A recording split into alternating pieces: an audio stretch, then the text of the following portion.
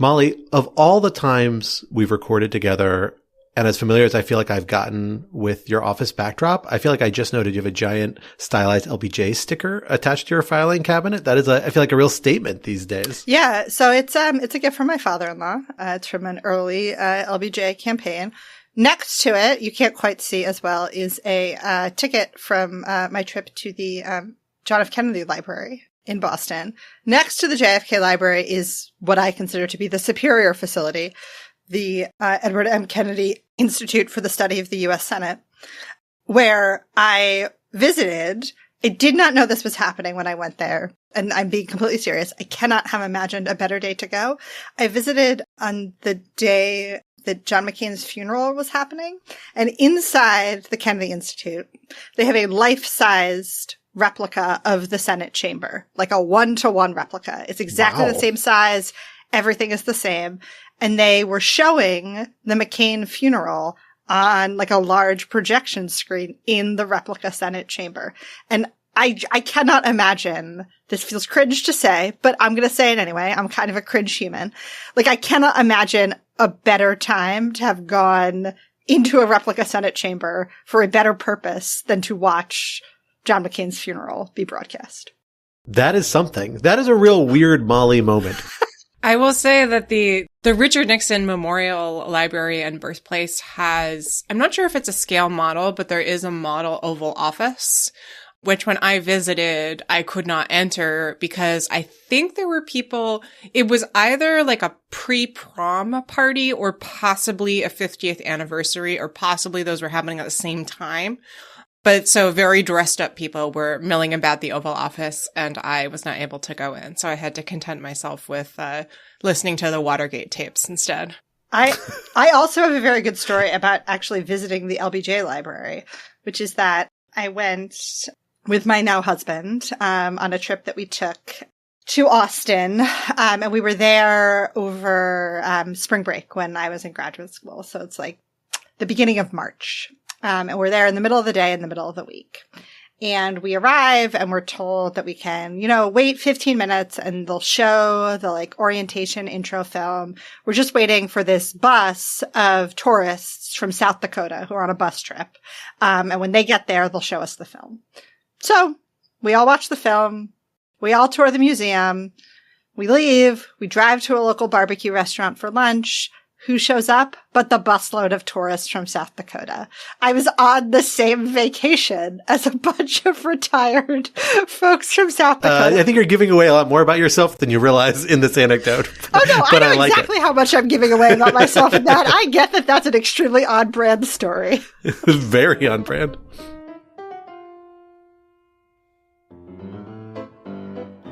Hello, everyone, and welcome back to Rational Security. I am your host, Scott R. Anderson, thrilled to be back this week on the podcast where we invite you to join members of the Lawfare team as we try to make sense of the week's biggest national security news stories. And I am thrilled to be joined by two veteran members of the Lawfare team, Rational Security regulars, former co-host emeritus, or current co-host emeritus, former co-host, Quinta Jurecic.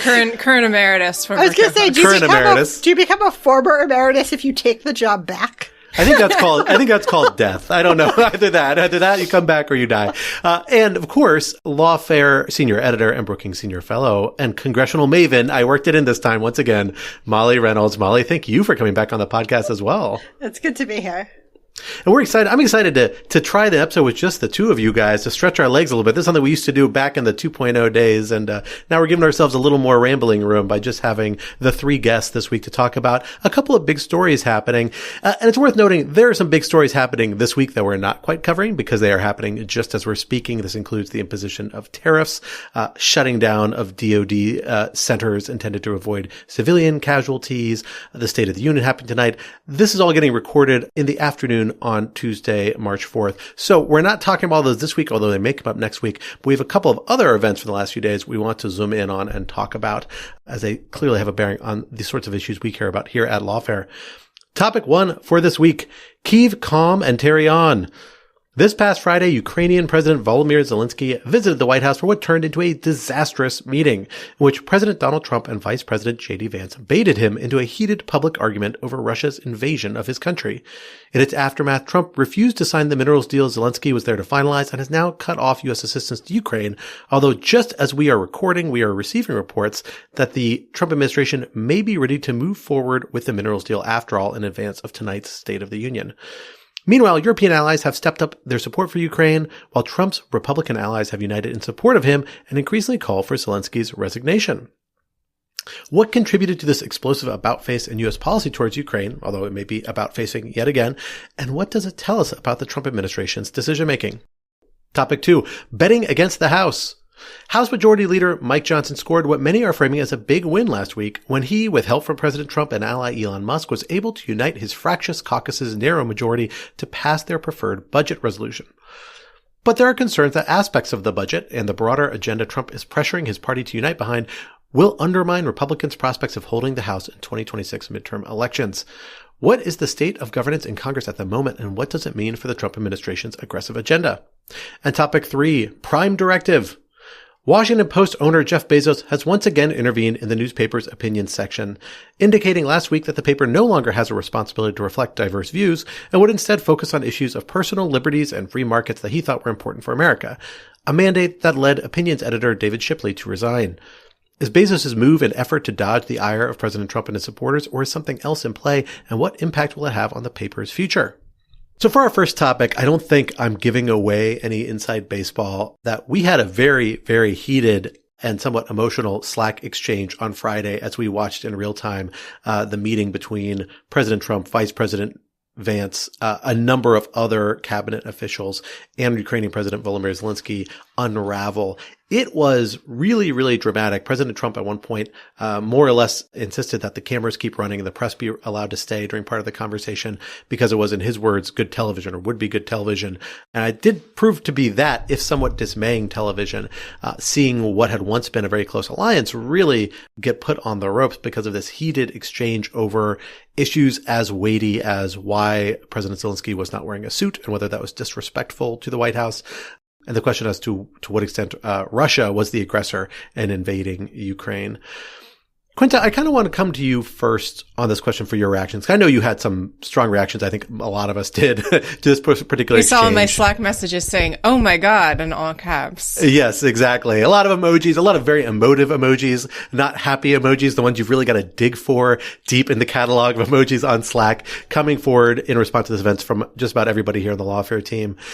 I'd be kind of curious, based on your initial reactions, what exactly is driving this, and what are the dynamics that are surrounding both this move by Trump and those around him and its aftermath, where we're seeing Republicans very vocally and the White House very consciously trying to signal Republican support for what Trump and Vance did, which is essentially shut down Zelensky in a way that at least a lot of folks in the international community appear to have viewed as quite disrespectful, and certainly contrary to the policy that they seem to have all been intended to lock in at this meeting, which is some agreement on cooperation moving forward over minerals and then potentially security assistance as well. I mean, I thought it was appalling. I confess I have not watched the full, I think it's an 11-minute video because I didn't want to subject myself to that, but I've seen at this point quite a few clips. And it's really something else to watch Trump and Vance kind of play off one another and try to bully Zelensky into submission. At this point, I feel like I'm pretty inured to shock, but this genuinely shocked me. Not in that I didn't think they were capable of it, but just that it's something else to see it unfold on your screen. Particularly, I will say, at this point, I think we're familiar to Trump's kind of style of bullying.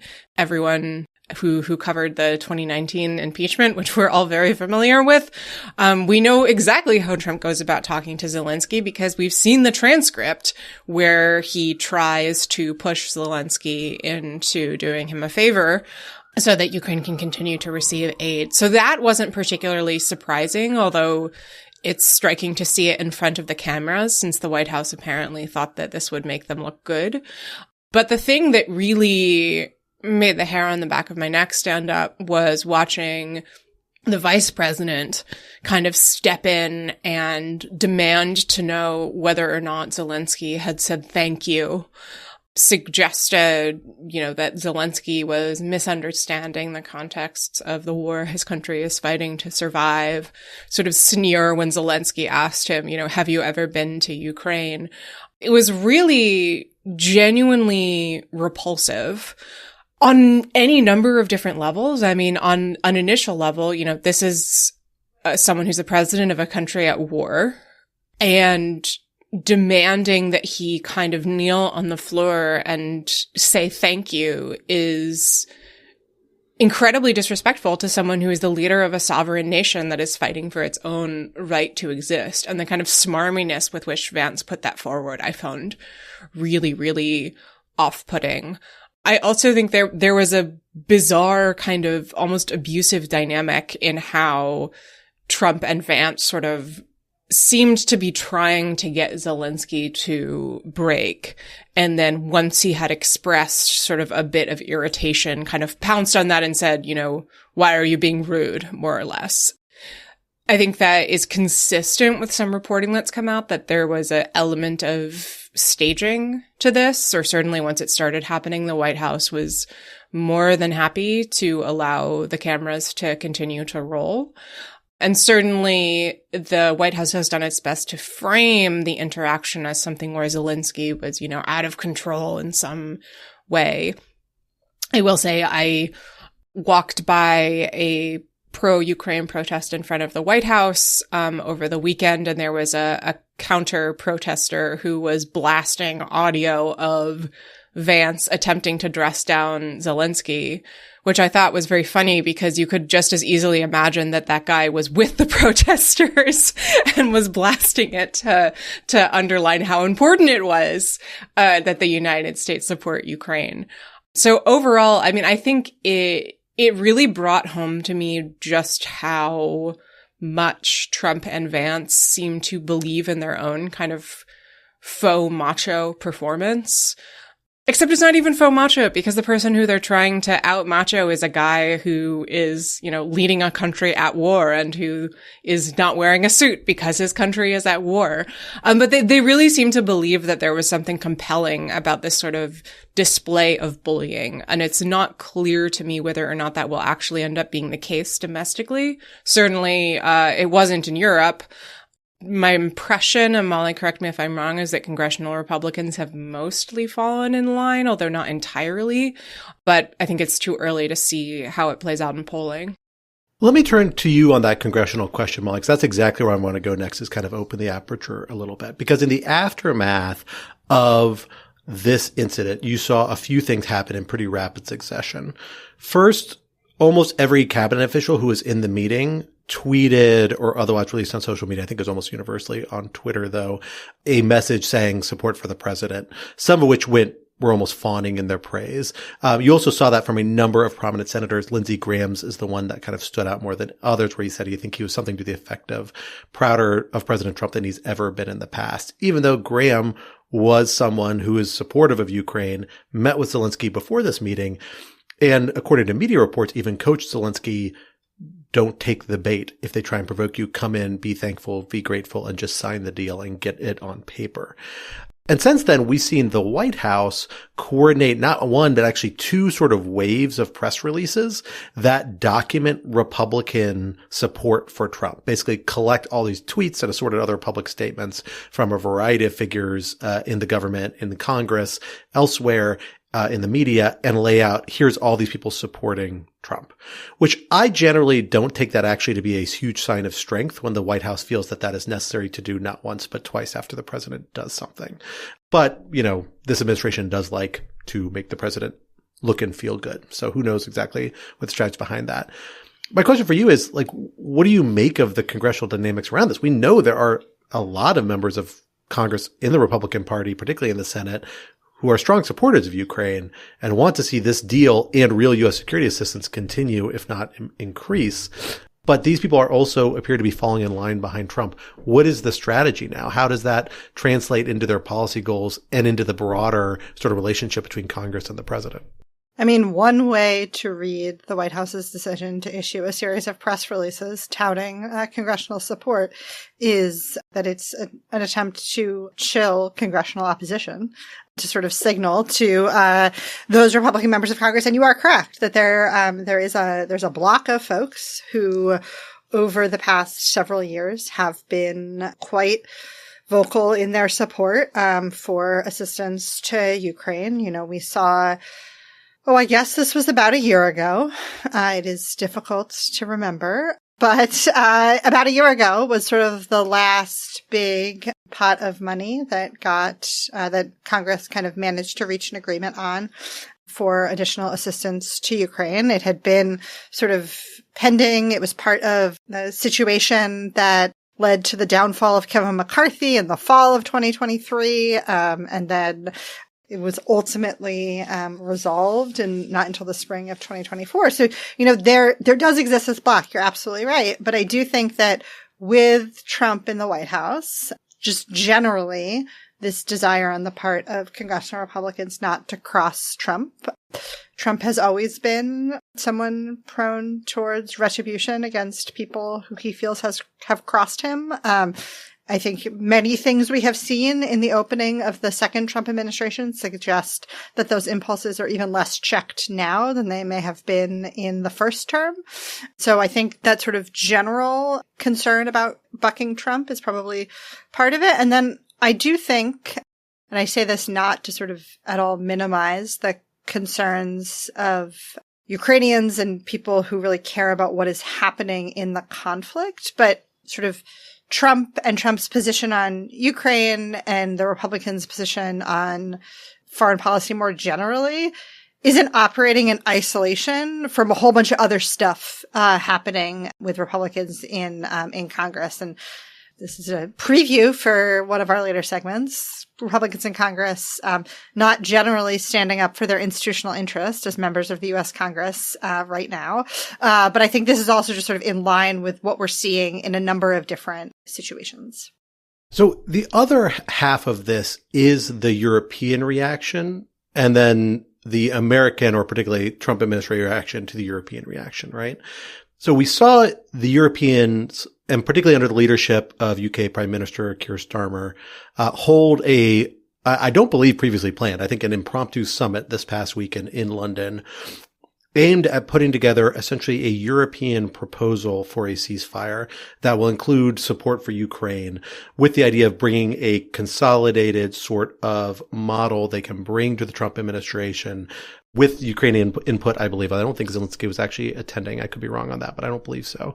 And actually have a plan that will provide some degree of counterbalance to the idea, some alternative path forward other than the minerals deal that at the time looked like it had failed, and would have the additional backing of Europe actually putting some skin in the game, like being willing to deploy troops to Ukraine in particular, something that we've actually seen France, the UK, and a few other governments really step forward and express a willingness to do.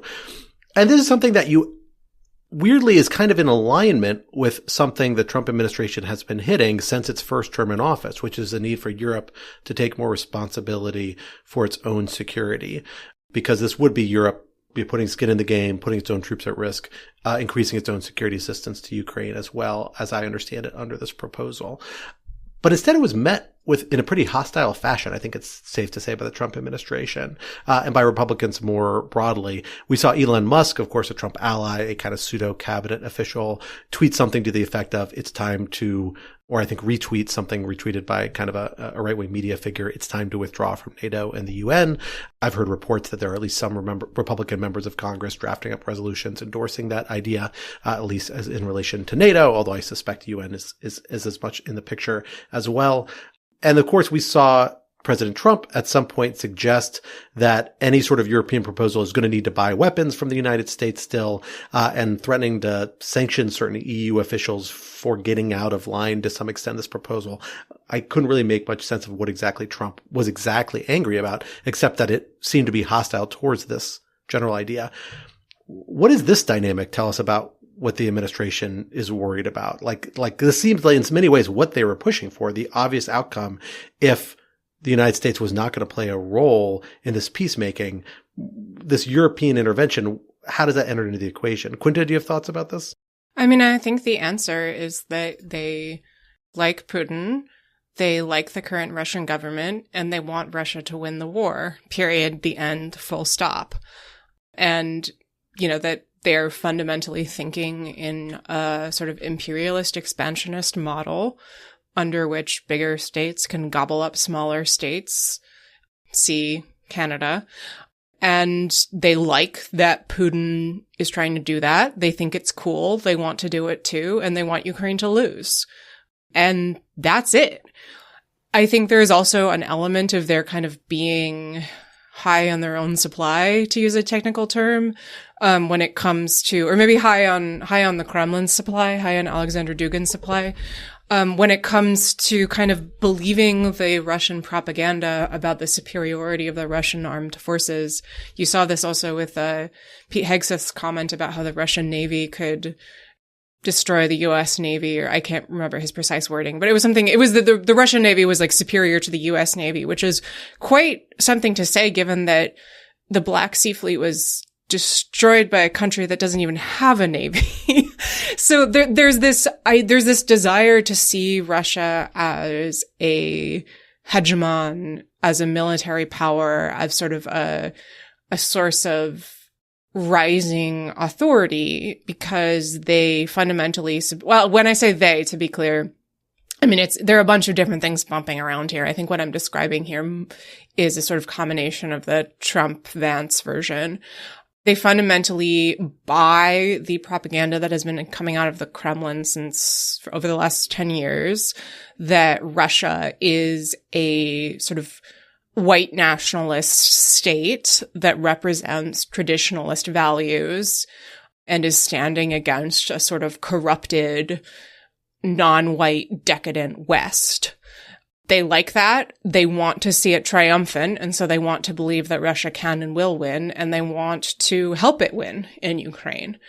I mean, you saw this early on in the war when there were all these jokes about how the Russian troops, the manly Russian troops were just gonna, plow over the LGBT Ukrainian troops waving rainbow flags, that kind of thing. Like, boy, did that not pan out.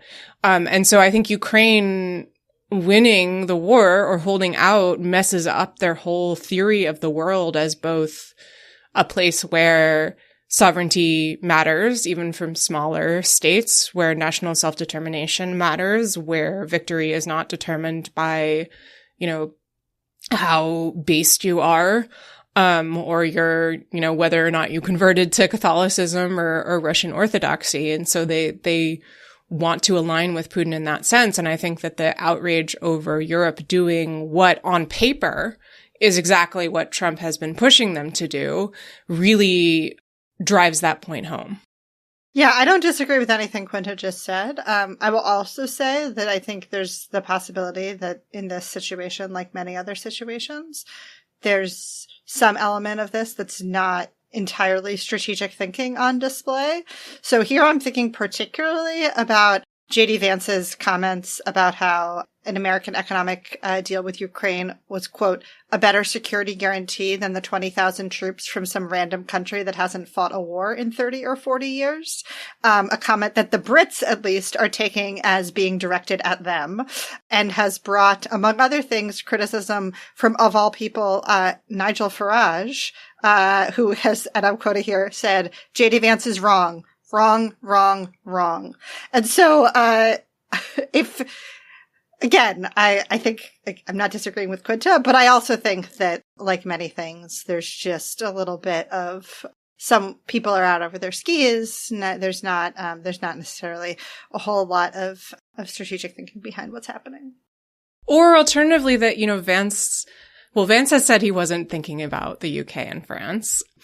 I would say that if you take Vance at his word, he has also not offered any alternative countries that he was thinking about when criticized by both the Brits and the French. Right.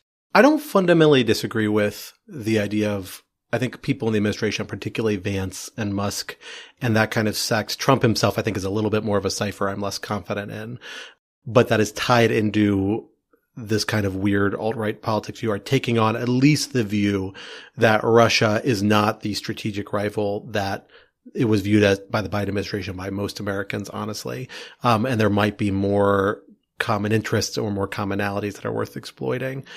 But I wonder whether there's a countervailing interest here as well, even in the very self-interested ranks of the White House and in Trump himself, who at a minimum, even if he doesn't buy into that whole worldview, is not attached to Ukraine, is clearly has hostile priors about Ukraine, whether it's from this impeachment or whether it is from, personal relationships, interactions with Zelensky, the quote unquote perfect call and all that followed from it.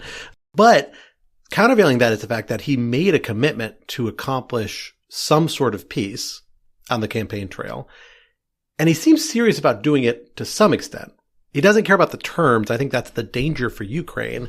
But I also think he understands that he can't totally let Russia run roughshod over Ukraine in its entirety without looking like he failed.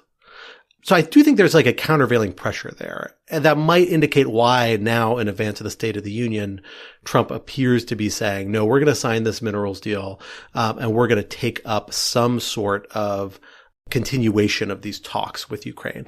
Now, bear in mind, the minerals deal, of course, doesn't include security assistance or guarantees of any sort, but it does evidently, allude to the possibility of it, and it's clearly designed to be a prelude to that. And at a minimum, what it does do is that it gives the United States an economic interest, something Trump seems to really care about, in Ukraine as a continuing entity that it doesn't have with Russia, although maybe Russia will try and meet it or beat it at some point down the road.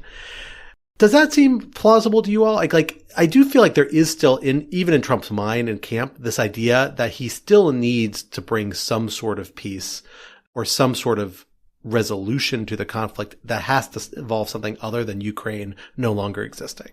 Like, I'm not sure he can go that far. He's Mr. Deals. He wants to he wants to do a deal, but I don't think that is necessarily consistent or well worked out when it comes to his attitude toward Russia, which is basically one of fealty. And I don't think it's necessarily consistent with Vance's, I think, somewhat more noxious but better worked out posture. Right. I think it's just that he's sort of a bunch of different instincts in a trench coat, and that the administration right now is a bunch of different power centers sort of jostling around him and pulling him in different directions. And some of those are, people who are making the argument that you do about, well, maybe the U.S. will have an interest in the development of Ukraine, so on and so forth. And there are others in sort of the Vance camp who seem to just, without quite saying it, just want Russia to win. So I think that the incoherence is really just a function of how things are working right now. And I would also say there's a bloc who's just like generally opposed to US dollars being spent in other places, Ukraine being one of them. And there we can situate sort of the no more military assistance to Ukraine in the broader no more USAID and no more other foreign assistance and et cetera, et cetera. And so some of it is also being driven, I think, to Quinta's another element in the trench coat, to continue Quinta's analogy, is just this like general isolationist posture, on the part of, some number of Republicans. Yeah. I think that's a really good inclusion. There's obviously a strong overlap there, and what we've kind of classified as the Vance-Musk sort of perspective in terms of commonality of not supporting Ukraine or constraining support on Ukraine. And I think that's exactly right. Like, we're seeing this effort to appeal to Trump, this very personalized foreign policy, whereas whoever can sway Trump, and Trump is persuaded not just by policy interest or these broad views, but about a sense of personal or at least national economic interest, and then a lot of just pride and emotive interactions, personal motives. I think that's really, like, Vance really seemed like the provocateur in chief in my mind at that meeting. And if I had to read intentionality into it, and I think it was too deliberate to not be intentional. And plus you had the, add-on of, kind of like a right-wing media figure asking the very leading question about Zelensky's suits that then blossomed into the kind of the biggest heated part of the exchange. It really is an effort to drive a bigger wedge between Trump and Zelensky by using Trump's ego against it. And so when you see Graham and these other folks expressing fealty while still backing Ukraine to some extent, it seems like they're trying to balance Trump's personal ego and the necessity to get that on board with these policy goals. You're walking a very difficult and fine line. And who knows if you can actually walk both lines at the same time. It's a tricky proposition. But I did think it was interesting that Graham, one of the first things he actually did is he retweeted Zelensky when Zelensky tweeted earlier today, hey, we're willing to take a unilateral ceasefire more or less without conditions. Graham retweeted it with a thumbs up and said, I think we're headed in a good direction. This is just 48 hours after he said, I think Zelensky is going to need to resign or otherwise come to the table and make a lot of apologies for the sort of conduct. So I do think there's just this navigation, but it just underscores this weird position where we're in, where policy can swing dramatically upon what objectively seem to be incredibly petty and personalized perceptions and grievances. And to some extent, there's always an element of that in foreign policy and in diplomacy and diplomatic relations.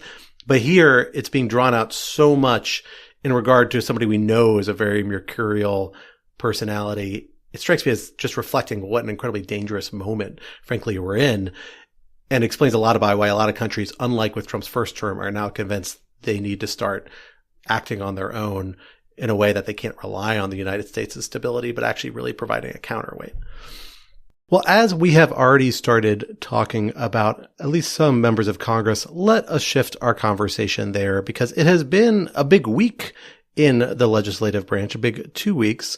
We saw Speaker of the House, Mike Johnson, score a big victory last week by most accounts, where we saw the incredibly fragile Republican caucus with its very slim majority, which has very, very deep internal cleavages around budgetary questions, funding questions, do something that a lot of people weren't sure they're going to be able to do, which is muster enough votes to pass through the House the proposed Republicans' budget, or the House version of the Republican budget.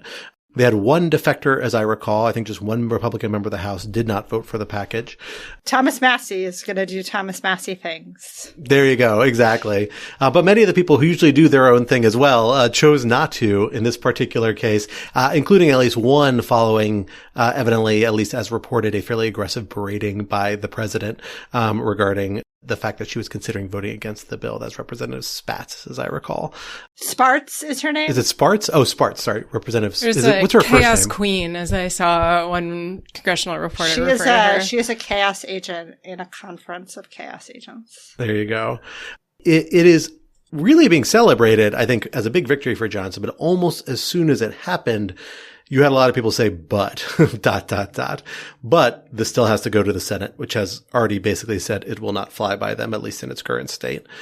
The White House probably is going to go along with whatever they get out of it, but maybe not. We'll have to wait and see. Maybe they'll have some sort of hang-ups if it really gets changed by the Senate.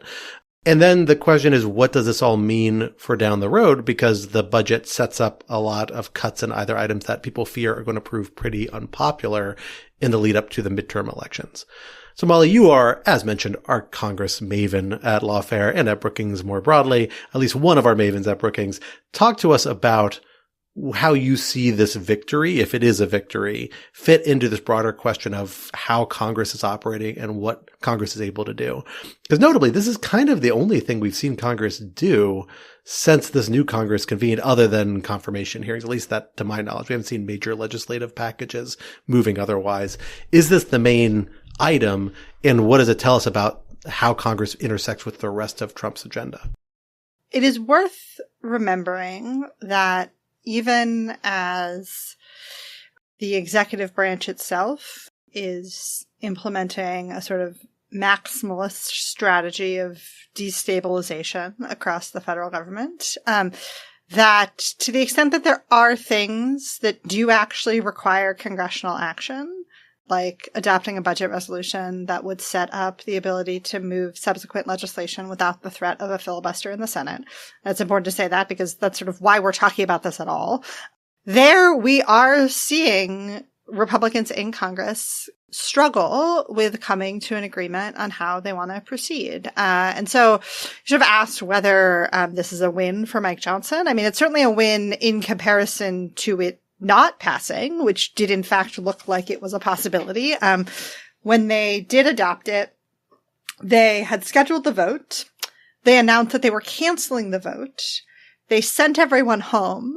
And then they announced that they were uncanceling the vote and told everyone to come back. And so, as I said at the time, this had real, 2017 vibes, for anyone who had the great pleasure of living through the fits and starts and ultimate failure of Republicans' attempt to repeal the Affordable Care Act in 2017.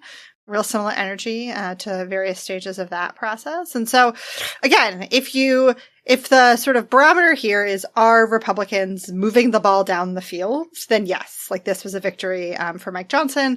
Certainly, there's I think often for Republicans in Congress, there's sort of a psychological element where when they do things that they have been told by the mainstream media that they aren't going to be able to do, that's seen as a psychological win for the conference. And so there's some element of that as well.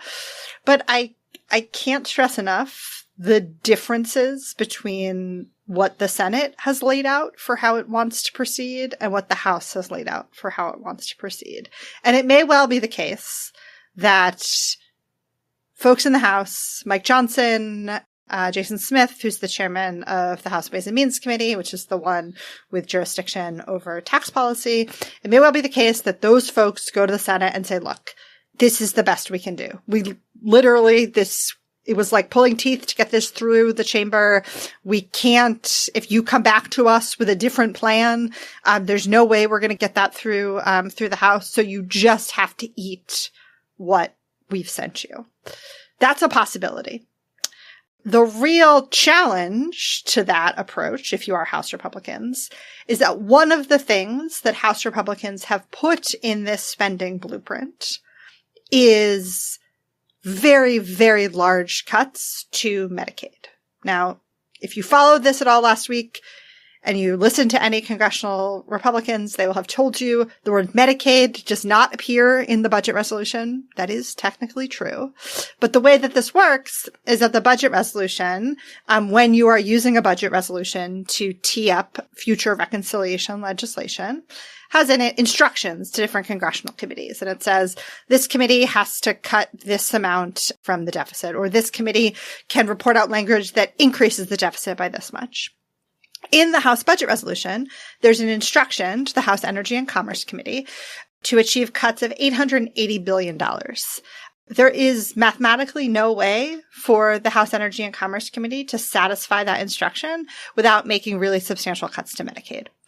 There are House Republicans who are nervous about this possibility, and to a greater degree, there are Senate Republicans who are nervous about this possibility, particularly folks who represent states that have chosen to expand Medicaid in the almost 15 years since the passage of the Affordable Care Act, and also just Republicans who represent states with large Medicaid populations. And so the idea of getting the Senate to sign off on cuts of this size, there's a challenge there. At the same time, if you go back to the House and say, and the Senate says, we can only pass something with smaller cuts, then you start to lose those folks in the House who are really hard to get to vote for the House's budget resolution in the first place because they don't think that the cuts that are in the House's budget resolution are big enough. And so this is a very hard circle to square. It's also the case that one of the big issues for the Senate in kind of legislating for the rest of the year is the question of whether to make the Trump tax cuts permanent, which is not something that's sort of contemplated by the House's budget resolution. This is part of why the Senate the whole time has wanted to do one reconciliation bill now that basically just increases spending in some areas, like defense spending on border enforcement, and then punts till later in the year the really hard task of writing a tax bill. And the sort of effective deadline for writing a tax bill is the end of the calendar year, because that's when the tax provisions in the 2017 tax cuts start to expire. And so the Senate would like to sort of take the tax piece and say, we're going to do that later. It's going to be hard. We really want to make the tax cuts permanent. We probably got to do some budget gimmickry to make that happen. Maybe the parliamentarian will say no to that, but we really want to save that fight for later. And we really just want to notch a big win now. We want to pass a smaller first reconciliation bill that increases spending. And we don't really want, now at least, to get into this fight with the House about these really big spending cuts. Again, there are senators, Republican senators, who would be very happy to cut $880 billion from Medicaid. But I don't think they have the votes to do that, or at least it's not clear to me that they have the votes to do that. And so while, again, we've gotten marginally closer to the finish line, and better for Mike Johnson to have gotten marginally closer than to still be at the starting line, there's just a real big challenge here. And the last thing I'll say is that this is a place where eventually Trump is going to be important. As you said, Scott, we saw in the House when the House did adopt its budget resolution, reporting suggests that Trump was important in getting those last couple of votes on board. But sort of cutting these kinds of complicated legislative deals is not Trump's strong suit. It's not quite clear to me, who is going to be the administration's point person on negotiating these sorts of things and helping Republicans come to agreement on these sorts of things. In the first Trump administration, it was Steve Mnuchin who, less so on say the ACA stuff, but in later rounds of congressional negotiations around things like the debt limit, he was often the lead administration negotiator, but it's just not clear to me who that's going to be. And at some point, if they want to be able to bridge these divisions within the House Republican Conference, they're probably going to need Trump's help to do that. But Trump is, particularly in the context of dealing with Congress, quite susceptible to just doing the last thing that someone told him. And it's not clear to me that that's going to be sufficient to help Trump help Republicans solve some of these divides. What are Trump's priors on this in terms of a position substantively? Medicare cuts. On Medicaid? These other items. Yeah. I mean, how much is he willing to, is his vote in support of the House bill because he likes the House bill or because he wanted a House bill to pass without having to compromise with Democrats? And then how much does it come out at the end? We don't really have a sense of it, is my sense, right? I'll say a couple things. One, I think he may, at least in some small part, just really like the idea of one big, beautiful bill. That's a very Trumpy thing to want. 3 Bs. Gotta love it. On the underlying substance, this is actually sort of an interesting question because particularly in his first campaign, and to some degree in his first term, the one place where he was often out of step with more recent Republican orthodoxy was on the question of entitlement spending.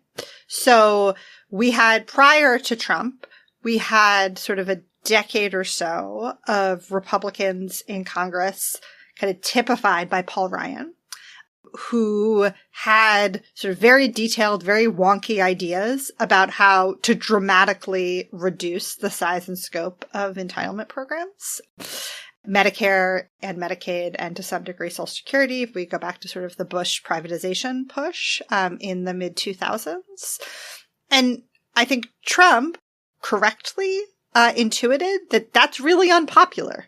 That Americans, particularly on the Medicare and Social Security side, Americans don't like having their benefits cut. They don't like big cuts to things that they've come to rely on. And so that was not in the same way a core piece of Trump's appeal, or Trump's campaign messaging as it had been for previous Republicans kind of in the era preceding Trump. At the same time, if you listen to congressional Republicans talk about cutting Medicaid, a lot of them will really lean into the idea that there is waste, fraud, and abuse in Medicaid. I'm not saying there's no waste, fraud, or abuse, but you're not going to get to $880 billion in cuts by reducing waste, fraud, and abuse. You're cutting people's benefits. I mean, you're imposing work requirements that then act as benefit cuts because that's what work requirements do. And so I guess to sort of come back to your question, Scott, I don't know how he sort of actually feels about this. which again may be part of what makes it hard for him to help drive them to agreement. One thing that I think is sort of an interesting complication here is that, as you say, Molly, Trump had previously been pretty clear on, the fact that he did not want to cut entitlements, but now Elon Musk is running around with a chainsaw everywhere. And Trump doesn't seem to care. Including the Social Security Administration. Yes. Which is, if you were going to take a chainsaw to any part of the federal government that average Americans might notice, it would be that one. It would be that one. And Martin O'Malley, who just finished a term as the commissioner of the Social Security Administration after a failed presidential run in 2016. There's reporting yesterday that he, based on his sort of time as the head of SSA, has said that, with the kinds of cuts that are being talked about at SSA, they're not going to be able to process new applications in a particularly timely way. And so people who are entitled to benefits are not going to get them on the time frame that they would expect because Elon Musk has taken a chainsaw to the agency. One of the most visible things that the federal government does for people. They also have announced that they would like to close Social Security offices, which again, if you think about the ways in which individual Americans tend to have touch points with the federal government, it's things like, I'm changing my name because I got married. I need to go to a Social Security office and do that. I want to file my taxes. Let's talk about the chainsaw being taken to the IRS. And I would like to get my tax refund in a timely manner. So it's not just the idea that they are doing things in a haphazard way that are going to have real consequences for people and are going to have real consequences for people quickly. Is that they're doing things that people are going to notice. And I think that leaves a lot of people, including me, with questions. Well, I think that tees up really well a question I have for you, Quinta, or that I welcome your thoughts on, which is right now, it seems like we're in the situation where Speaker Johnson relies entirely or substantially or in large part on the president to corral his caucus to get on the same page, at least around these items. But most of the big items they're going to have to address deal with these big budget questions that are going to invoke a lot of the same concerns. How stable is that going to be as a solution moving forward? I mean, one thing I've said on this podcast a number of times, I still think it's true, is that Donald Trump is still very close to the peak of his powers right now, right? The president is most powerful on January 21st, or maybe a few days later once you actually get people their computer logins and know what they're doing and things like that, right? But the president's power comes quickly after they enter office and then declines as things get harder. They make mistakes. They get closer to elections and people have incentives to dispute, to try and put distance with presidents and to deal with contrary policies.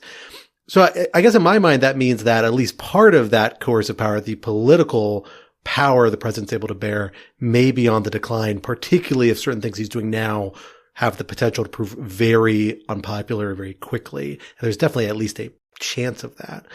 But are there other components of this that I'm being too skeptical of that might still prove a more unifying element that gives Trump more power over caucus than we appreciate? I mean, the other factor that jumps to mind is, of course, Musk himself being a big pocketbook who, at least in the context of confirmation, has proven willing to throw money or threaten to throw money into primary fights. Are there other tools the Trump administration has to bear that might let it corral Congress more effectively moving forward to advance its agenda? Or is this really maybe a one-time trick it can pull together? I think it's really hard to say, in part because some of the dynamics that we saw in Trump 1 are not present or are sort of mixed up in confusing ways in Trump 2. So Trump does seem to have a greater control over the Republican caucus than he did last time around. He also seems more checked out. And Musk is powerful in the sense that he is aligned with Trump and has a lot of money to spend on primary challenges, which he's been threatening. But he has really bad political instincts, like going after Social Security. So I think it's really difficult to say. It seems like a very combustible combination, especially because, we don't know what Trump's popularity is going to look like going forward, right? I mean, there's a special election to fill Elise Stefanik's seat, which was a very red seat, but energy prices in Maine went up by 25% this morning because of the tariffs. So I saw that Ontario was planning on either cutting or sharply limiting electricity going into New York State, which would include that district. So anything could happen. Molly, what do you think about this question about the toolkit Trump has to bring to bear? I mean, the other factor we have to bear in mind is you've got a slim majority and a number of seats that are going to be up for grabs before 2026 in special elections for people who have been put in the cabinet. Other people may yet be nominated for things, although, one would hope maybe the Trump administration has gotten the message that like House members might be more valuable for them where they are, at least whether or not from super safe districts. So, how durable is the Trump's influence in the House likely to be over the next year or two, at least until we get closer to the midterm elections? Yeah, I mean, I think to sort of flip this question on its head, I think for me, the bigger question is not how influential will Trump be? Because I think the answer is he'll continue to be quite influential, and in some cases will continue to be the thing that particularly Mike Johnson uses to try and solve his conference management problems. But more like, what is Congress going to try and do between now and the midterms? So we have the reconciliation efforts that I described earlier in some form, whether it's one bill or two bills. We have the continued need to fund the government. The next round of this is upon us. The current continuing resolution funding the government expires next Friday. And whether we pass that deadline without a shutdown is an open question. And then beyond that, they're going to have to deal with the debt limit at some point. It is possible for them to deal with the debt limit via reconciliation. There have been all manner of suggestions made about whether they will do that or won't do that, and who likes that idea and who doesn't like that idea. And if they do it, how big should the increase be? My preferred option is just to have it be a comically large number, and then we don't actually need to deal with the debt limit anymore.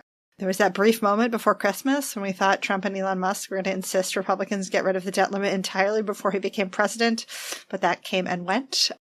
But beyond that, I simply don't see that much legislatively happening. One, because of how divided Republicans are, but also unless Congress and or the federal courts decide that they, in the case of Congress, sort of its own choosing, and the courts kind of based on how they adjudicate individual cases, unless they sort of dramatically restrict the scope of what Trump and Elon Musk are currently doing, or unless Trump and Musk sort of feel political pressure to restrict the scope of what they're doing, there just isn't the need for Congress to do a lot. And this depresses me deeply as a person who thinks about Congress for a living.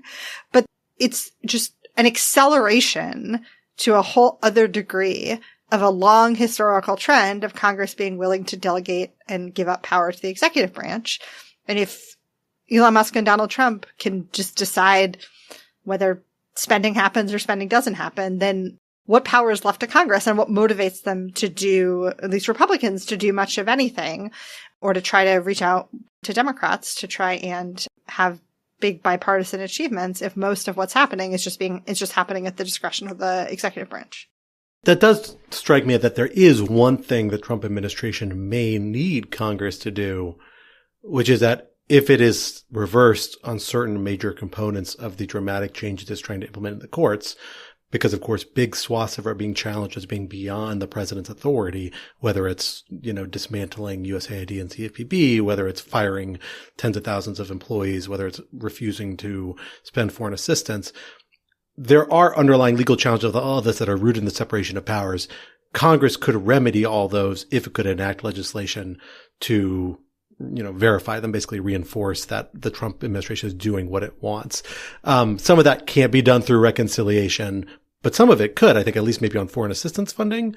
So the sort of short version of this is if we're talking about new streams of funding, so if it's here, I think sort of new funding for border enforcement is a good example. So if what congressional Republicans want to do is is allocate a bunch of new money that would bolster enforcement efforts at the southern border or in the interior, what have you.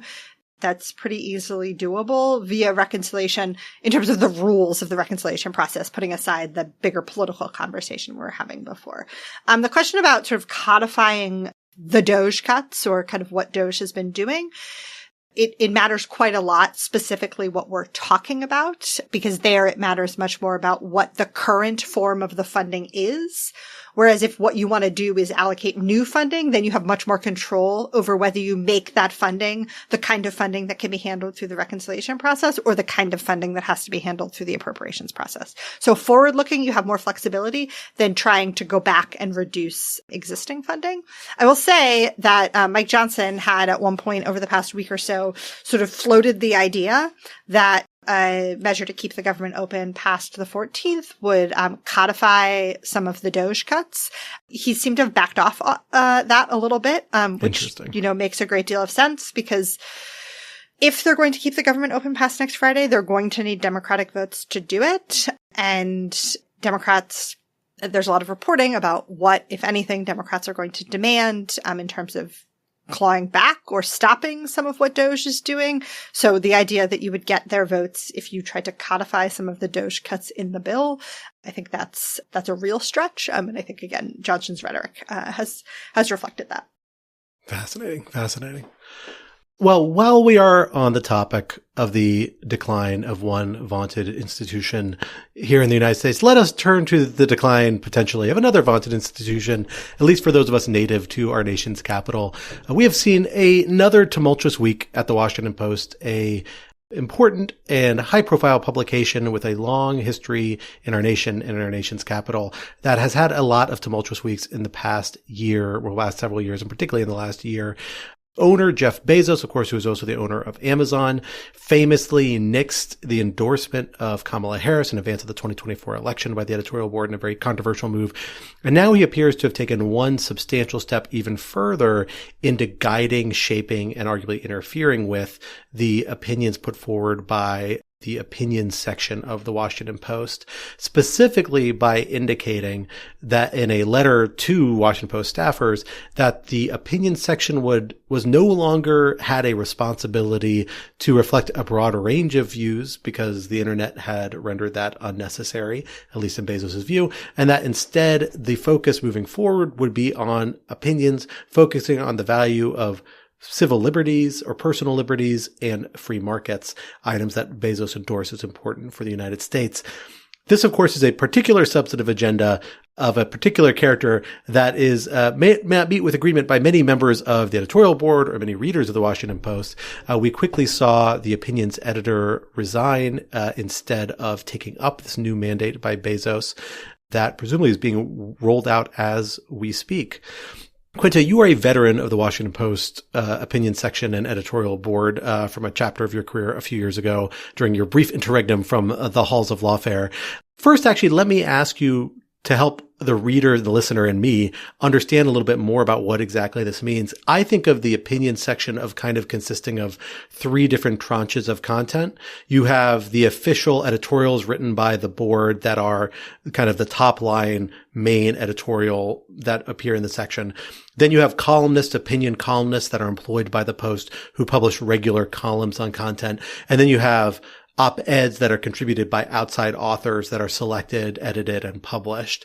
All of this under the kind of opinions rubric. How do you understand this edict from Bezos intersecting with all three of those streams of content and shaping them? And what do you think that does? How big of a departure is this from the way the Post has approached its work in the past? So I don't think we know how broadly it's going to spread. I mean, the note from Bezos seemed to suggest that it was the whole page. So everything, the unsigned editorials, the columns, the op-eds, everything. But I don't think we really have a sense yet.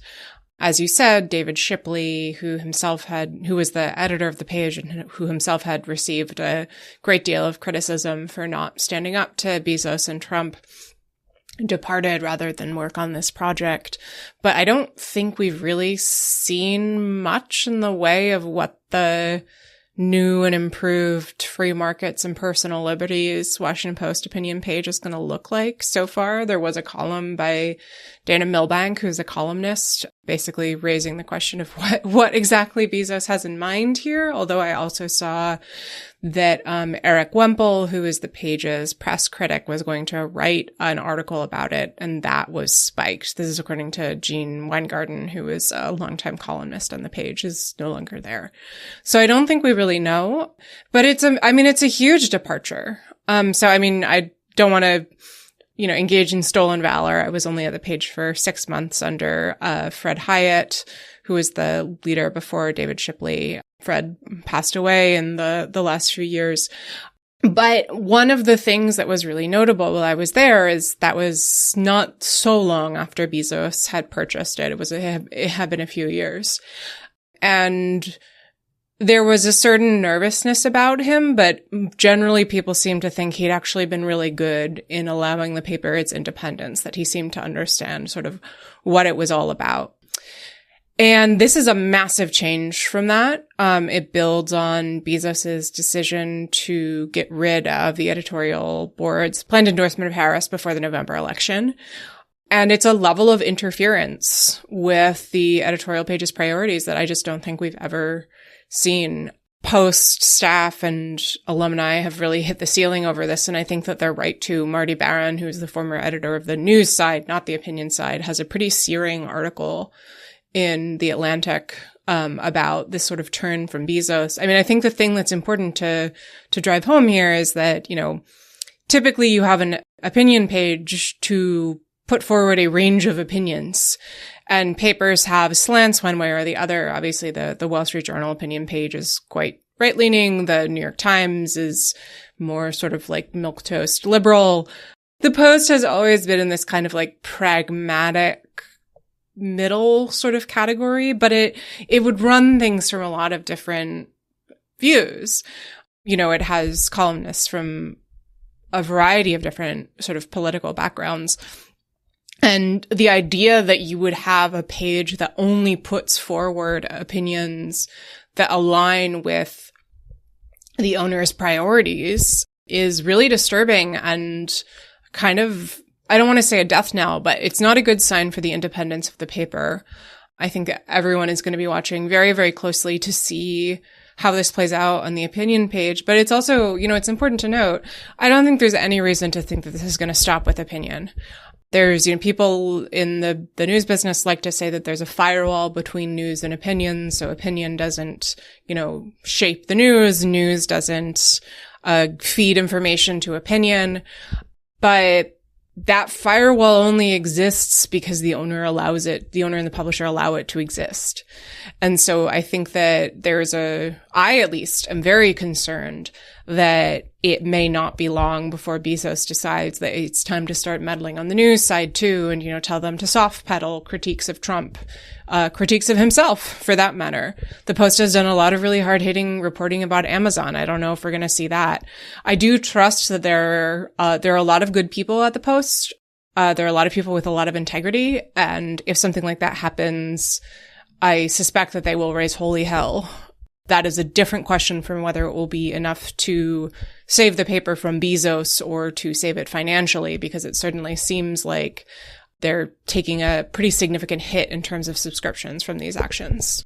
Yeah. Molly, let me turn to you for your reaction to this as well. And particularly, I'm kind of curious about where you view Bezos's motivation coming from on this, because I have really puzzled over this. Have been a vague Bezos defender, kind of soft Bezos defender over the years. I'm glad he renewed Rings of Power for season 3. Very excited about that. Other little decisions, I generally think actually he's been very good, at least on the news side, in keeping the Washington Post, well-funded and able to do really hard-hitting journalism, of which he took a lot of heat for, including in his other businesses during the first Trump administration. But obviously, I think this is a problem, to say the very least. This is where my defense of him comes grinding to a halt. But I'm not sure what exactly he's trying to accomplish. Because on the one hand, you hear personal liberties and free markets, and you're like, oh, that sounds like a very right-leaning, kind of libertarian-ish line, which makes maybe sense from a big-time business person. Okay, that's fine. that's actually not necessarily a Trump-friendly angle these days, right? Like Trump is imposing massive tariffs. If you're really going to come to the defense of free markets, you would come out pretty critical of that. And actually announcing, that you're going to shift to this focus on free markets the same week that Trump announced, we are actually moving forward with tariffs on Mexico and Canada, which he has now done. It didn't strike me, maybe that's not a coincidence. I'm kind of curious about your thoughts. Like, this is being read mostly as Bezos signaling, I am acquiescing to the Trump crowd on a lot of the threats they can level against me. But is that really what's happening? Do we know, or do you have a sense there may be some other motivation? I don't know. If I knew what was going on inside Jeff Bezos' head, someone would pay me more money than they pay me to do this job. But when I think about it, there's the possibility that sort of you outlined, which is that it's a Trump-motivated move.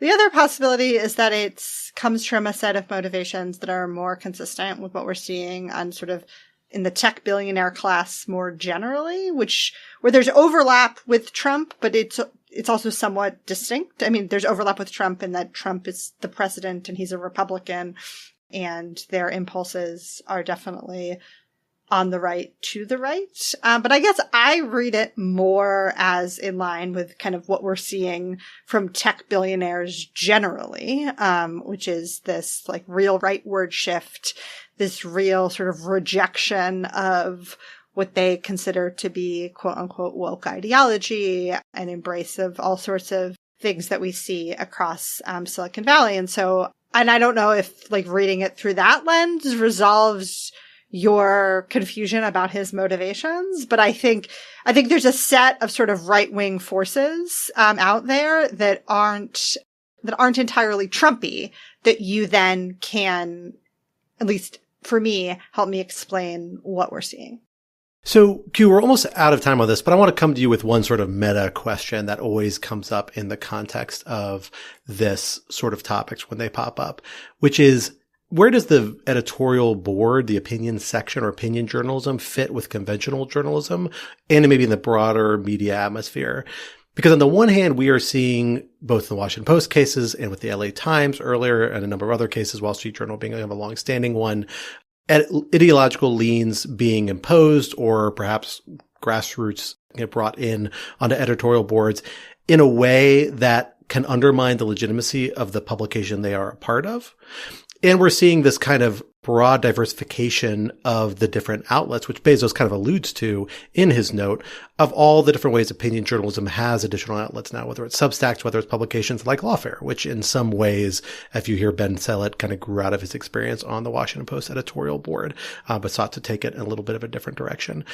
So is this kind of the death knell or one more nail in the coffin for the conventional model of a newspaper with an opinion section and an editorial board steering it? Or is that model going to have more staying power, has a lot more virtue to it, even in this very changed kind of broader media market? I mean, I think the role of the editorial board certainly is less obvious now than it was in a pre-internet age. The whole sort of idea of the editorial board is really that, you don't have the time personally to look into every city council candidate. So it's useful to have a group of people who can make the candidates come and talk to them, and then they can decide which one they like. And you have a sense of their leaning, so if you trust their judgment and so on and so forth. That's a little less necessary when it's, the sort of forums for gathering and accessing information are democratized, which they are in the internet age. And I also think that there's, a decent argument that editorial boards and opinion pages generally are confusing to readers because it's not clear what the difference is. It's not clear, if you read an editorial that argues something and then you read a news story about it, I think it's sort of natural to be confused. Like, wait, this paper, it can't possibly be neutral reporting because I just read that the paper takes X view, even though anyone within the paper would tell you those two things are very carefully kept distinct. So, and I think that in an era of decreasing trust in the press and where we have real problems with media literacy, there are real questions about what best practices might be there. I don't think that making the opinion page the outlet only for opinions that the owner agrees with is a good solution. Like that's kind of, it's much more maximizing the contradictions than anything else. And I think takes what can be good and interesting and useful about these sections and turns it into something that is a mouthpiece for corporate ownership, and if anything is going to further degrade trust. I mean, Bezos, his pitch for what the section was going to do sounded a great deal like the Wall Street Journal editorial page, which, I mean, I don't know why anyone would care for the diet version when they could just go read the Wall Street Journal. Likewise, on the flip side, there are a lot of people who did trust the Post for their news, even if they didn't read the editorial page at all, and who now really distrust it and don't believe that it's reporting accurately, have canceled their subscriptions. Or who just can't find local news. Exactly. I was going to say, if what Bezos really cares about was, like increasing trust in the press and revitalizing whatever, for the love of God, fund the Metro section. Jesus Christ. People would subscribe. Like there are actual constituencies that could be served here. And that you could reconceptualize, get rid of the editorial page entirely and put those resources into the Metro section. Focus the editorial page around like local issues. So the editorial board is, doesn't have to weigh in on every single thing, but is focusing on issues that are like specific to DC. There are tons of different things that you could do and different experiments that you could run. And just as I think the LA Times is deeply wrongheaded in putting AI bias meters on its op-eds, I think it's deeply wrongheaded to orient the Post's opinion page around things that Jeff Bezos agrees with. It doesn't fix any problems. It exacerbates some, and it also brings in new ones, which is really not something that anyone needs right now. Well, at least so long as the Washington Post remains an institution and the press remains an institution, we'll have opportunities to revisit this topic in the weeks and months to come. But for now, we are sadly out of time. But of course, this would not be Rational Security if we did not leave you with some object lessons to ponder in the days to come until we are back in your podcatcher. Quinta, what do you have for us this week? I would like to recommend a very long New York Times Magazine article that is titled Inside the Murdochs Succession Drama. And the short version is that the New York Times Magazine got hold of 3,000 pages of documents from internal Murdoch family legal machinations involving who's going to take over the business empire when Rupert is gone. Bill Barr has a cameo, very unexpected. There are references to Succession, including people in the Murdoch's world watching Succession and thinking, oh no, what if that happens to us? And then changing their plans accordingly. So it's a real life imitates art, imitates life situation. And it's also just a rip-roaring good story about a profoundly, profoundly dysfunctional family. And also a legal drama. There's a lot in here about, Utah estate law, which, like, who knew? Or Nevada? Utah or Nevada? Nevada state law. If it's state law in Utah or Nevada, it's more interesting than you think. That's been my experience so far. They make some interesting choices. I highly, highly recommend it. It is a rip-roaringly good read. Wonderful. Well, for my object lesson this week, I have had the joyful experience the past week or so of finally sitting down and trying once again to read one of my favorite kind of young adult novels to my son, who is 4. So maybe it's still a little premature, admittedly, but that is The Book of Three. It's the first book in the Chronicles of Prydain, a like phenomenal fantasy series from the 60s by Lloyd Alexander. I love it. And this time my son, I tried it like a year and a half ago, way too young. I was just reading for myself, honestly, while he was going to sleep. But now he's actually getting it and engaged, although he did have to ask like kind of what every other sentence means exactly. But he often has trouble visualizing it. And while stumbling around the internet, I found something that's phenomenal, which is a comic novel that somebody did, or a graphic novel, I should say, that somebody did of The Book of Three. Although don't think they're quite finished yet, as far as I can tell. Entirely free online. That's phenomenal. Well done. Really quite lovely. And my son really found this incredibly useful to kind of engage and contextualize and figure out what's going on as we kind of look at certain pages. I had to censor it a little bit because it's a little more violent than I remember. Some people get immolated, like 3 chapters into the book, skip that section for the sun, skip the comic pages accordingly. But the rest of it is like pretty manageable.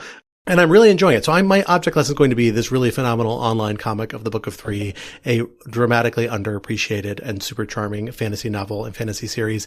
And I will ask listeners, if you all know of any other good, particularly like graphic novel facing renditions of science fiction or fantasy that might be appropriate for like a young kid or can be adapted for young kids, send it my way, because I am really desperate to get to start reading some of this fun stuff with my son as soon as possible. I hear there's a really good Harry Potter graphic novel, and I've never actually read Harry Potter, so that might be next on my list. But if people have other suggestions, I would really welcome them. We're kicking you out of the Millennial Ratsack Club for never having read Harry Potter, Scott. I'm an elder millennial, you see. So am I! And but I think there was a gender divide. I feel like at our exact age, because I feel like all the girls I knew read Harry Potter when it came out, and none of the boys did. And I had never read a chapter. I had a very awkward first date to the first Harry Potter movie, I think, in high school. And that was enough of a traumatizing experience. I never really circled back.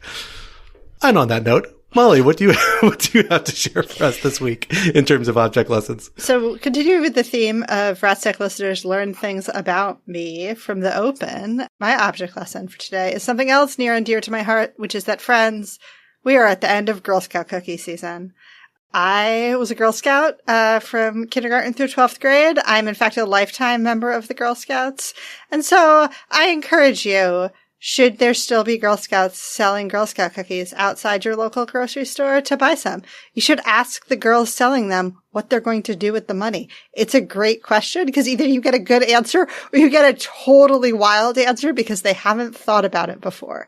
Also, turns out one of my, in addition to having deep esoteric knowledge of things related to Congress, I can also explain to you why Girl Scout cookies have different names depending on which part of the country you live in. So, there we go. Enjoy the rest of Girl Scout cookie season while it lasts. The Girl Scouts get to keep the money? I mean, their troop gets to keep the money, and then like you use it to do things. Maybe you use it to go camping. Maybe you use it to go on a trip. Maybe you use it to do any number of things. And I guarantee you, if you ask an 8-year-old this question, you're going to get a good answer. We used to sell popcorn when I was a Boy Scout, as I recall. And I was like, I didn't get a dime from that, but now it makes more sense. Maybe the den dads were, taking some weekend trips, on our budget. Well, folks, that is the end of this week's episode, but Rational Security is, of course, a production of Lawfare, so be sure to visit us at lawfaremedia.org for our show page with links to past episodes, for our written work and the written work of other Lawfare contributors, and for information on Lawfare's other phenomenal podcast series, including our new docuseries, Escalation on the War in Ukraine, Episode 2, now available in your podcatcher. In addition, be sure to follow Lawfare on social media, wherever you socialize your media. Be sure to leave a rating or review wherever you might be listening, and sign up to become a material supporter of Lawfare on Patreon for an ad-free version of this podcast and other special benefits. For more information, visit lawfaremedia.org/support. Our audio engineer and producer this week was Noam Osband of Goat Rodeo, and our music, as always, was performed by Sophia Yan, and we were once again edited by the wonderful Jen Patcha. On behalf of my guests, Quinta and Molly, I am Scott R. Anderson, and we will talk to you next week. Until then, goodbye.